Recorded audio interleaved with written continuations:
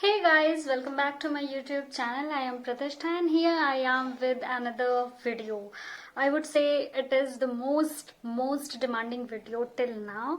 और तो आज फाइनली सारे रिसर्च के बाद सारा कुछ निपटाने के बाद आज मैं आ गई हूँ ये वीडियो लेकर। सो बिना कोई समय गवाए आइए शुरू करते हैं। सबसे पहले बात करते हैं कि क्लोज टेस्ट होता क्या है।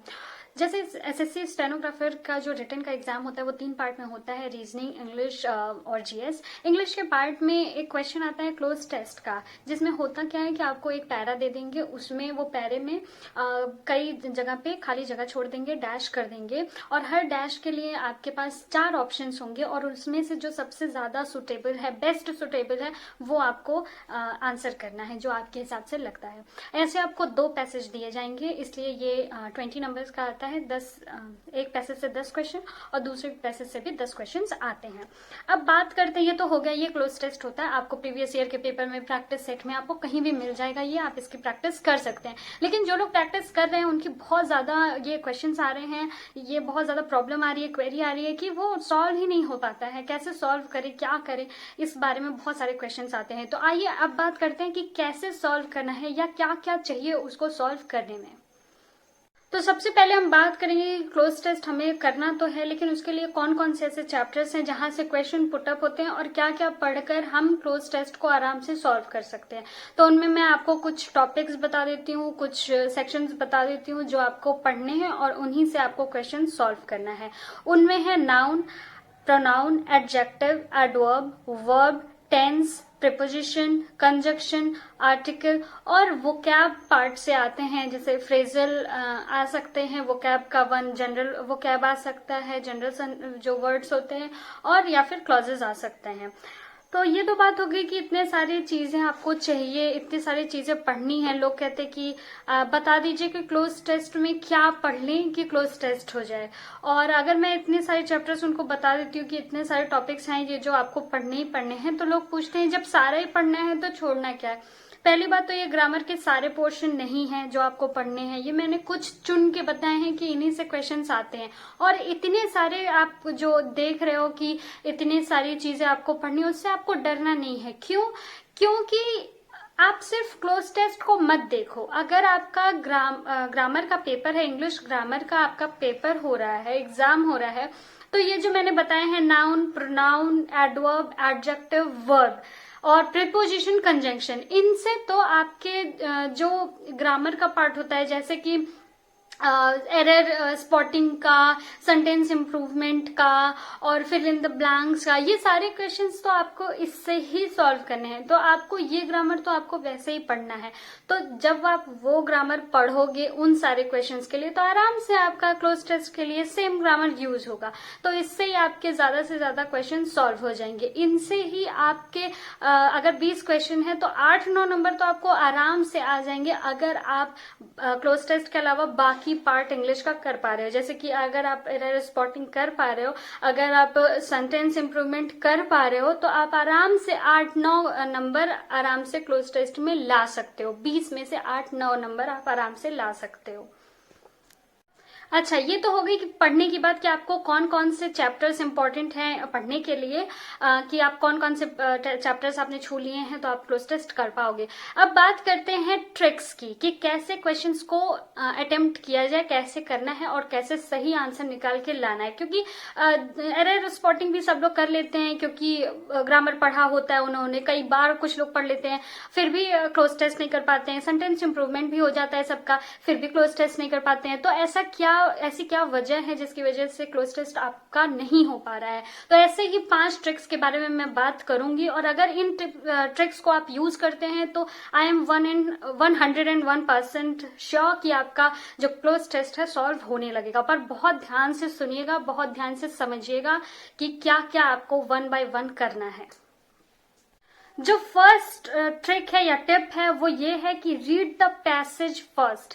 यस, बहुत सारे लोग ये गलती करते हैं कि जब वो पैसेज स्टार्ट करते हैं तो जो पहला खाली स्थान आता है उसमें ही सबसे पहले आप ऑप्शन पे चले जाते हो कि अच्छा इसमें क्या क्या होगा पहले देख लेते हैं और पहले ये टिक कर लेते हैं। आपको कुछ जानकारी नहीं है कि नीचे पूरे पैसेज के बारे में क्या लिखा हो सकता है या ये किस बारे में है पूरा पैसेज। ये आपको गलती नहीं करनी है, यही गलती बहुत सारे लोग करते हैं जिसकी वजह से उनका क्लोज टेस्ट नहीं हो पाता है।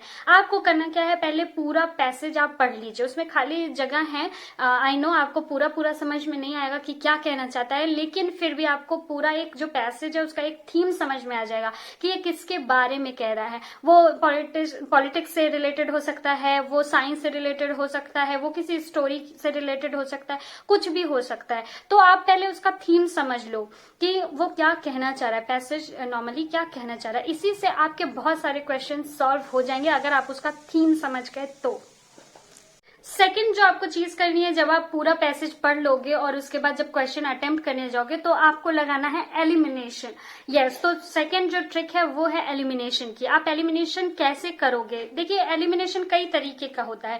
फर्स्ट तो आप थीम बेस पे कर सकते हो, जैसे कि आपने पूरा पैसेज पढ़ा, अभी आपको पता चल गया कि इस जो पैसेज का थीम है वो ये है, साइंस है या किसी नए आविष्कार के बारे में बात की गई है, किसी हिस्ट्री के किसी इवेंट के बारे में बात की गई है, किसी पर्सनैलिटी के बारे में बात की गई है। तो ऐसे आप अंदाजा लगा सकते हो, आपको थीम पता चल गया। तो एलिमिनेशन कैसे होता है, अगर आपको थीम पता है तो आपको फर्स्ट जो रिक्त स्थान है उसके लिए 4 ऑप्शन है। अब 4 ऑप्शन में 2 ऑप्शन तो ऐसे हो सकते हैं जिनका इस थीम से कोई संबंध ही नहीं है, मतलब कुछ संबंध नहीं है, आपको मतलब बिल्कुल आउट ऑफ कॉन्टेस्ट है। तो आपको क्या करना है, इसको हटा देना है, एलिमिनेट कर देना है। तो आपके पास बचेंगे सिर्फ 2 ऑप्शन। अब इसमें से आपको चूज करना काफी आसान हो जाएगा। कभी कभी ऐसा होता है कि 3 के 3 ऑप्शन जो होते हैं वो अलग होते हैं, थीम से हटकर होते हैं, तो आपको चौथा जो आंसर है वो मिल जाएगा, जो चौथा ऑप्शन है वो आंसर के रूप में आपको मिल जाएगा। तो ऐसा होता है। तो आपको एलिमिनेट करना है फर्स्ट तो थीम बेस्ड पे। सेकंड आपको जो एलिमिनेशन करना है वो वर्ब बेस्ड पे करना है। एलिमिनेशन मैंने बोला जैसे कि कई तरीके के एलिमिनेशन होते हैं, तो आपको वो ट्रिक अपनानी है। वर्ब बेस्ड पे कैसे हो सकता है, जैसे कि आप जब टेंस पढ़ लो, क्या आप जब वर्ब पढ़े रहोगे ग्रामर पोर्शन में, तो आपको पता होगा कि यहाँ पे क्या लगना चाहिए। वर्ब की फर्स्ट फॉर्म लगनी चाहिए, सेकंड फॉर्म लगनी चाहिए, आईएनजी लगना चाहिए, थर्ड फॉर्म लगनी चाहिए। आपको ये चीजें अंदाजा हो जाएंगी। इस वजह से जब भी आप क्वेश्चन पढ़ो और आपको दिख रहा है कि उस वाले रिक्त स्थान के लिए आपको 4 वर्ब की फॉर्म्स दी हुई हैं, तो आप आराम से एलिमिनेट कर सकते हो कि अगर ये जो सेंटेंस है वो प्रेजेंट इंडेफिनिट में है तो पक्की सी बात है कि उसमें कॉन्टिन्यूअस का तो लगेगा नहीं, यानी कि आईएनजी फॉर्म नहीं लगेगी, थर्ड फॉर्म नहीं लगेगी। इस तरह से आप एलिमिनेट कर सकते हो वर्ब के अकॉर्डिंग। और जो थर्ड एलिमिनेशन का मतलब तरीका हो सकता है वो होता है पार्ट्स ऑफ स्पीच की तरह। जैसे पार्ट्स ऑफ स्पीच में क्या होता है, अगर आपको पता है कि आंसर में कुछ तो मतलब आना है, क्या वर्ड होना चाहिए ये आपको पता नहीं है, पर आपको पता है कि वहां पे एडजेक्टिव आना चाहिए। उस पूरे सेंटेंस में एक एडजेक्टिव की कमी है, वहां पे एक एडजेक्टिव आना था। तो अगर आपके ऑप्शन में एक नाउन दे दिया, एक प्रोनाउन दे दिया है, एक वर्ब दे दिया है और एक एडजेक्टिव दिया है, तो नाउन प्रोनाउन वर्ब तो आपके ऐसे ही खत्म हो जाएंगे। जो एडजेक्टिव बचा वो ही आपको टिक करना है। इससे कोई मतलब नहीं है कि आपको उसका मतलब समझ में आ रहा है या नहीं आ रहा है, लेकिन अगर आपने एलिमिनेट करना सीख लिया कि अगर मुझे पता है कि यहाँ पे एडजेक्टिव आना चाहिए, कोई एडजेक्टिव आना चाहिए, तो कई एडजेक्टिव ऐसे होते हैं कि जो आप देख कर पहचान सकते हो, जैसे जिसके लास्ट में TIV लिखा होता है। इस तरह के कुछ एडजेक्टिव होते हैं जिसको आप देख के समझ सकते हो कि हाँ ये एडजेक्टिव है, उसका सेम मतलब आपको समझ में आए, ये ऐसा जरूरी नहीं है, पर आप ऐसे एलिमिनेट करके आंसर कर सकते हो। अब एलिमिनेशन के बाद जो थर्ड ट्रिक है वो है make a relation between sentences. जैसे ऐसा नहीं कि आपने फर्स्ट, जैसे आपने पूरा पैसेज भी पढ़ लिया, आपको थीम भी समझ में आ गई, फिर भी जब आप क्वेश्चन सॉल्व करने जाओ, जब आप रिक्त स्थान की जगह कोई ऑप्शन चूज करने जाओ, तो जैसे आपको एक सेंटेंस के एक पार्ट में खाली स्थान दे दिया है कि यहाँ पे आपको भरना है, तो उसके आगे और पीछे क्या सेंटेंसेस लिखे हैं इसको आपको देखना है कि किस बारे में बात की गई है। ऐसे आप रिलेशन बना के अच्छे से जो ऑप्शन है उनमें से चुन सकते हो। जैसे रिलेशन क्या बनाना, अगर आपको पता है कि जैसे पहला सेंटेंस है और वो नेगेटिव टोन में लिखा हुआ, नेगेटिव स्टाइल में लिखा हुआ है, किसी के बारे में जैसे डॉरी पे एक पैसेज आ गया, उसमें लिखा हुआ है कि डॉरी नहीं लेनी चाहिए, ऐसे ऐसे करके पूरा नेगेटिव में ये पूरा पैसेज लिखा हुआ है। तो अगर आप आगे पीछे के सेंटेंस को देखोगे नहीं तो आप कैसे जानोगे कि जो आपको खाली स्थान बना उसमें एक नेगेटिव वर्ड ही आना चाहिए। तो ऐसा ऑप्शन में दे देते हैं कि 4 ऑप्शन दिए, अगर आप वैसे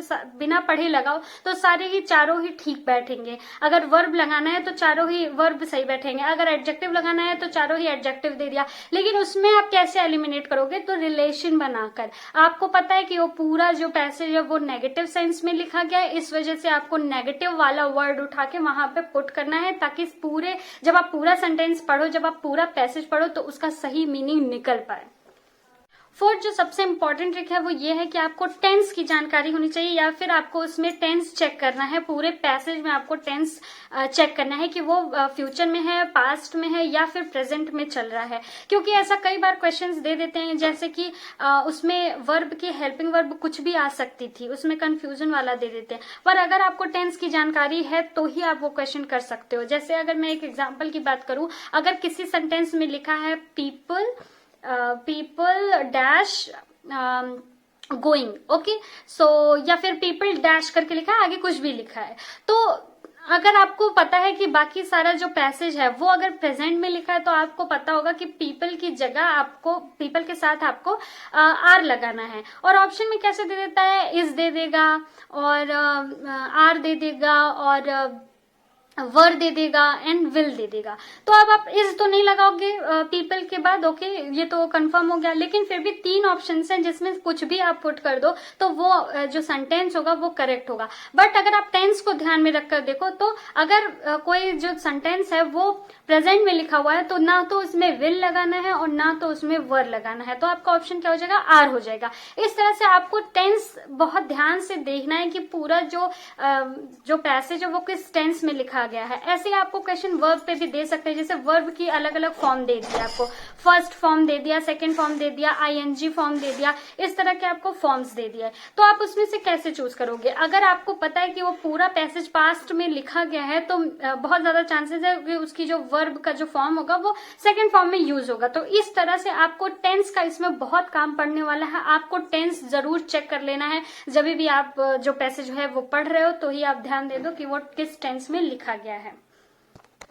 और 5th सबसे इंपॉर्टेंट चीज है कि एनालाइज योर आंसर या रीचेक योर आंसर। ये आपको वहां पे आप करो या ना करो, एग्जाम में करो या ना करो, लेकिन जब आप प्रैक्टिस कर रहे हो तो ये आपको पक्का से करना है। कई बार ऐसा होता है कि आप लोग कैसे एनालाइज करते हो, जब मैं बार बार बोलती हूँ कि एनालाइज करो, तो आप लोग क्या करते हो, आपका जो क्वेश्चन गलत हो गया है उस पर आप जाकर देखते हो कि अच्छा ये मेरा गलत हुआ है, क्या इसमें सही होना था, ये सही होना था। ना तो आप इसके पीछे का रीजन चेक करते हो कि आखिर ये क्यों सही होना था, और ना ही अपने सही वाले आंसर को आप एनालाइज करते हो कि क्या जो मैंने सही किया है, जो मेरी थॉट थी, जो मेरा थिंकिंग प्रोसेस था, वही थिंकिंग प्रोसेस लगा के इसको भी सही किया गया है या नहीं, या वही रूल इसमें लगा है जो मैंने समझा था या नहीं। कई बार ऐसा होता है कि आपने तुक्का मार के कुछ समझ के लगा दिया और वो सही हो जाता है, लेकिन वो एग्जाम में सही नहीं होगा। इस वजह से आपने सही किया है या गलत किया है, दोनों बार में आपको अपना आंसर एनालाइज करना है कि जो मैंने सोच कर लगाया क्या ये सही है या गलत है। उस हिसाब से आप रूल को बार बार पढ़कर समझ सकते हो।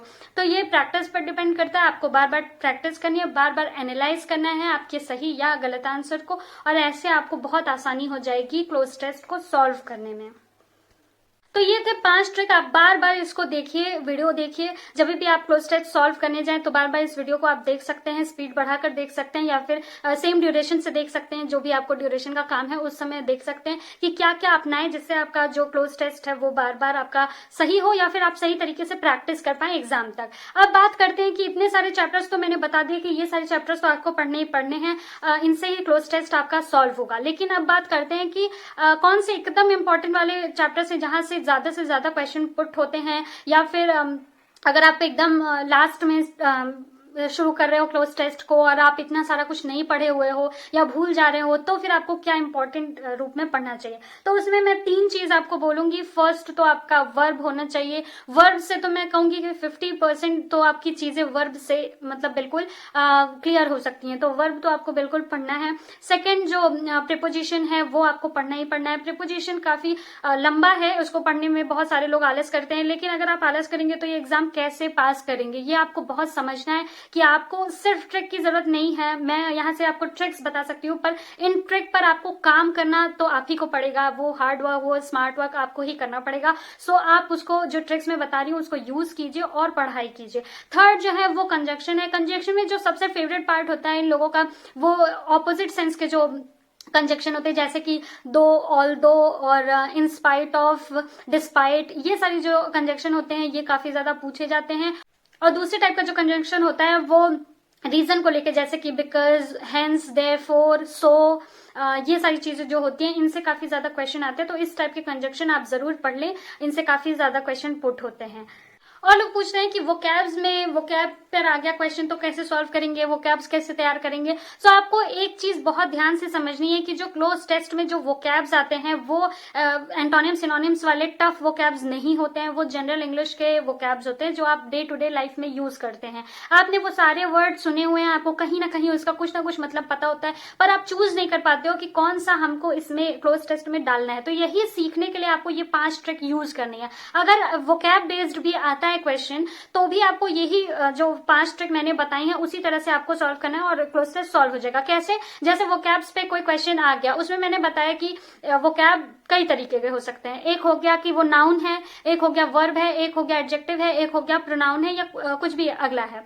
तो आपको पता है कि आपको देखने से क्या लगेगा कि अरे ये तो वोकैब पे है, मैं नहीं कर पाऊंगा। आपको ऐसा नहीं करना है। उसको देख के आपको थोड़ा सा समझने की जरूरत है कि क्या वो नाउन है, क्या वो एडजेक्टिव है, क्या वो वर्ब है। ऐसा करके आपको समझने की कोशिश करनी है, और जब आप ये समझ जाओगे तो फिर आपको वही सारे रूल्स लगाने हैं और वही सारे एलिमिनेशन लगाने हैं कि इसमें, इस सेंटेंस में तो नाउन नहीं होना चाहिए, नाउन तो पहले से है, इसमें एडजेक्टिव आना था, तो एडजेक्टिव वाला पार्ट मिसिंग है, और एडजेक्टिव आपके 4 ऑप्शन में से एक ऑप्शन एडजेक्टिव का है, तो आप आराम से एडजेक्टिव यूज कर सकते हो। तो ऐसा कई बार होता है। वोकैब्स पे लोग बोलते हैं कि अरे वोकैब्स पे आ गया तो मैं कर नहीं पाया, ऐसा हो गया, वैसा हो गया। ये सारी चीजें आपके माइंड में बन चुकी हैं, ऐसा कुछ नहीं है। अगर आप इन 5 ट्रिक का इस तरह से यूज करते हो तो ही आप ये क्वेश्चंस को सॉल्व कर पाओगे। अब जैसे मैं और अगला एग्जाम्पल देती हूँ। मैंने पहले भी वीडियो में एक यही एग्जाम्पल यूज किया था कि अगर आपको, मैंने पैसेज आपको बता दिया कि आपको पढ़ना है, थीम समझना है। अब क्वेश्चन आ गया कि we should read, we should आ गया, उसके बाद खाली स्थान आ गया, डैश आ गया, उसके बाद आ गया कि we should dash about this. Okay, अभी ऑप्शन में आपको क्या है? रीड, स्टडी, रिसर्च और नो, ये 4 ऑप्शन आ गए। तो आपको वैसे आपको पढ़ने पे तो सारे ही सही लगेंगे कि we should read about it, we should know about it, we should study about it, we should research about it. तो सारे आंसर आपको सही लग रहे हैं। लेकिन जब आप पूरा पैसेज पढ़ोगे, जब आपको उसका थीम समझ में आएगा कि वो कुछ साइंस बेस पे था, तो आपको समझ में आएगा कि ये तीनों वर्ड नहीं लगेंगे, बल्कि इसमें रिसर्च लगेगा, क्योंकि ये जो पूरा पैसेज है वो साइंस के किसी टॉपिक पे बेस्ड है। तो साइंस का जो वर्ड है वो रिसर्च है, इसलिए आपको रिसर्च लगाना है। किसी इन्वेंशन की बात की गई है तो वो लगाना है, इस तरह से। या फिर नॉर्मल बात की गई है तो रीड लगा देना है, या फिर जानकारी की बात की गई है तो नो लगा देना है। इस तरह से आपको सॉल्व करना है। तो आप ये मत समझिए कि वोकैब पे कोई चीज आ रही है तो आपको पूरा वोकैब रटना है, ऐसा नहीं होता है। क्लोज टेस्ट के जो भी वोकैब्स आते हैं वो जनरल वोकैब्स आते हैं जो आपने कहीं ना कहीं सुना है, कहीं ना कहीं देखा है। लेकिन आपको कैसे उन वोकैब्स में कैसे चूज करना है, कैसे जानना है कि कौन सा वोकैब सही होगा इस पूरे पैसेज के लिए, वो उस चीज के लिए आपको ये 5 ट्रिक यूज करनी है। आई होप कि आपको समझ में आया होगा कि मैं क्या बोलना चाह रही हूँ। और अगर आपकी कोई क्वेरी है तो आप मुझे टेलीग्राम चैनल पर फॉलो कीजिए। अभी जो टेलीग्राम का लिंक है वो काम नहीं कर रहा है, इसलिए आप टेलीग्राम पर जाकर सर्च कर सकते हैं life_steno ग्रुप। यहाँ पर स्क्रीन पे आपको कहीं लिखा हुआ मिल जाएगा। तो आप वहां से जाकर ग्रुप ज्वाइन कर सकते हैं, वहां पे अपने क्वेश्चंस पूछ सकते हैं। वहां पे क्वेश्चंस का आंसर करना काफी आसान होता है, और बहुत सारे इंटेलिजेंट बच्चे भी वहां पर पहले से ग्रुप ज्वाइन कर चुके हैं, तो कुछ तो आपको इन्फॉर्मेशन वो खुद ही प्रोवाइड करा देते हैं। सो आई होप अब इन ट्रिक्स से आप आराम से क्लोज टेस्ट कर सकते हैं। फिर भी अगर आपके कोई भी क्वेश्चन है तो आप कमेंट बॉक्स में या फिर टेलीग्राम ग्रुप पे जाकर पूछ सकते हैं। And hope for the best and all the very best for your exam. अच्छे से जाइए, अच्छे से तैयारी कीजिए, अच्छे से एग्जाम दीजिए, और तब तक के लिए नमस्कार।